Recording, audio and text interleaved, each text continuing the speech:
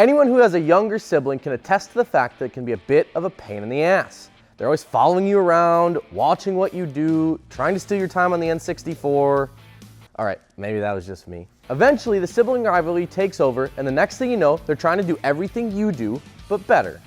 I'm Dustin with Custom Offsets, and today we're diving into arguably the greatest generational rivalry of the 21st century. The big bro versus little bro, gas versus diesel, mono a mono, jumping into the ring to find out exactly what's the hype with the Ranger Raptor. Boom!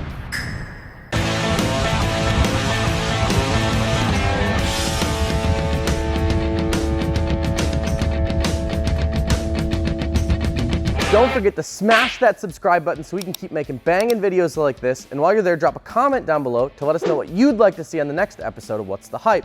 Also, if you haven't heard already, wheels, tires, suspension, customoffsets.com. Seriously, just check it out. You'll be glad you did.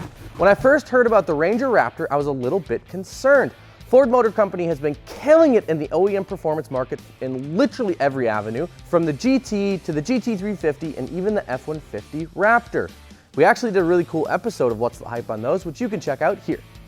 With all the success, it didn't seem right to water down the all-American, unadulterated, bald eagle screaming, hell yeah brother thrill ride that the F-150 Raptor offers.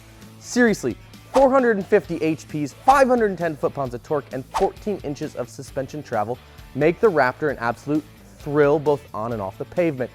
But we're not here to talk about Big Brother, are we? Revealed in 2018 to the European and Australian domestic markets, the Ranger Raptor created quite the buzz. It stormed those markets by offering a compact-sized truck that was catered to the off-road enthusiast.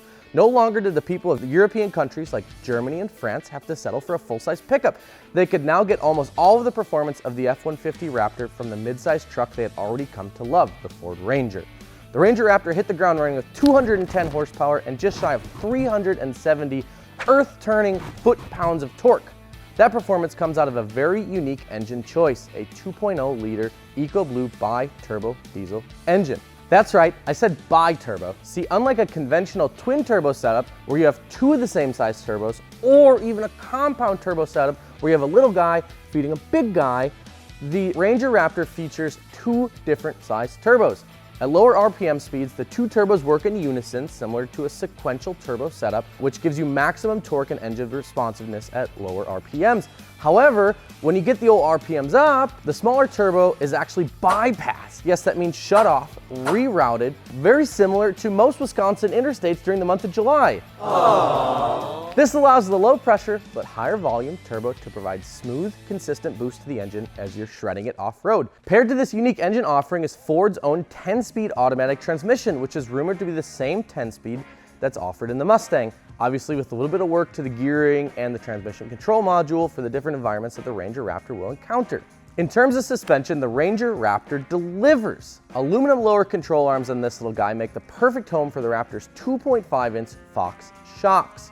Additionally, these shocks feature position-sensitive dampening technology, which is a really fancy term, but it really just means that the shock responds much smoother in the middle of the range, but acts much more firm at the lower and higher thresholds, similar to how a progressive spring would work on a car. This allows the Ranger Raptor to ride smooth as silk during normal operations, but still stay planted if you were to, hypothetically take it over some motocross whoops.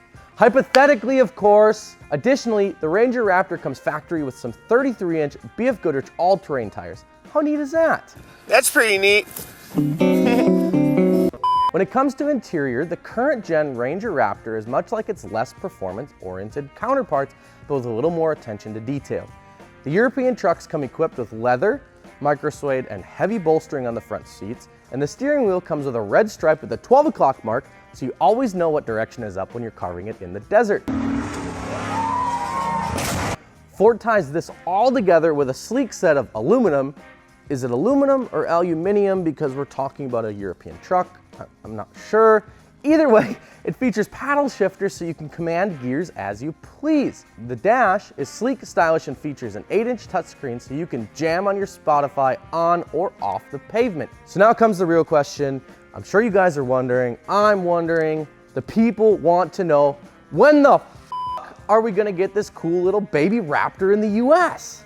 While Ford Motor Company hasn't officially confirmed anything yet, There are several sources that confidently say the Ranger Raptor will put its all-terrain tires on US soil before too long. This is extremely exciting because it poses a fantastic question. What engine will the US spec Ranger Raptor come with?